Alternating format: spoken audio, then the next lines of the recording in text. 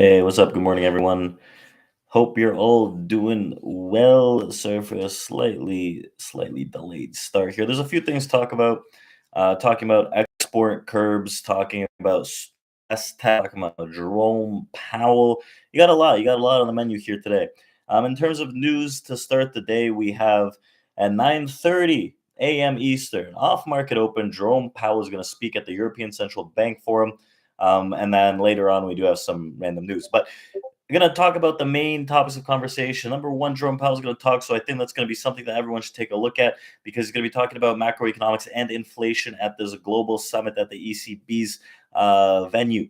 So another main thing to talk about here today is going to be the financial stress test as well as export curbs. So the U.S. is reportedly weighing new curbs on AI chip exports to China, making the latest fight in the battle over silicon. So, leasing of cloud services to Chinese AI companies may also be restricted, as well as other restraints on U.S. investment in China. The news pushed chip stocks lower before the bell, led by AMD and Nvidia, taking a slight little beat down here. Let's take a look at what these look like. Let me just see here. They were down, but now kind of flat here on the pre-market session on AMD. So I got to be watching those pretty carefully today, see if they can just get absorbed to the upside by this news. Nvidia as well. It was down a little here pre-market, but right now it's kind of recouped some of those gains. After hours, it dropped pretty significantly actually. So I got to watch to see if those actually sustain some of their gains. But AMD has been one of the chips that has been getting beat up recently. So the ladders. A800 chips on the NVIDIA chips, which were launched in response to last year's export rules, could be included in the new measures. So NVIDIA holding some of the weakness a little better than AMD right now. I'm seeing NVIDIA massive recent rally after that earnings report, but AMD has been steady on the decline. I think on a top to current price basis. Let's just check AMD here. I think it's down fairly significantly. From the most recent high, we traded around 133 on AMD, currently trading down about 19% or so from that high. Closed the gap that was led from that Nvidia earnings pop and now is coming back into some of these more stable zones, which could be a decent long pickup back under $100 a share. So we also have the financial stress test, right? The Federal Reserve is set to release the results of the annual bank stress test later today, following the recent banking crisis that was triggered by Silicon Valley Bank. And despite the regional bank failures, experts anticipate 23 lenders being tested will show capital in excess of regulatory minimums, securing their buybacks and dividends. The stress test results will likely have fewer surprises. Banks have learned to navigate processes more smoothly. The bigger unknowns are tied to Basel IV implementations and new post SVB rules. So KRE, right? KRE is the S&P banking regional banking ETF.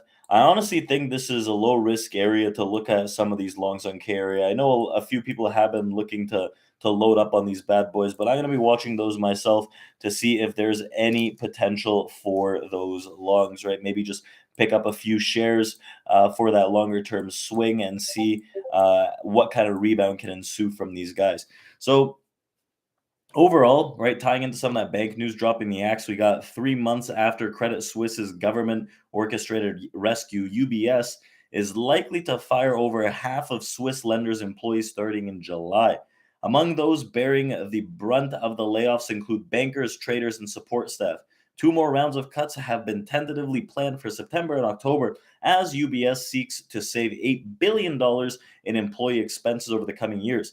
So the development follow layoffs at investment banking giants, including Morgan Stanley and Goldman Sachs, Citigroup, and slowed because of a slowdown in merger and acquisition activity. So far, yesterday we had a massive rally in the S&P 500 futures.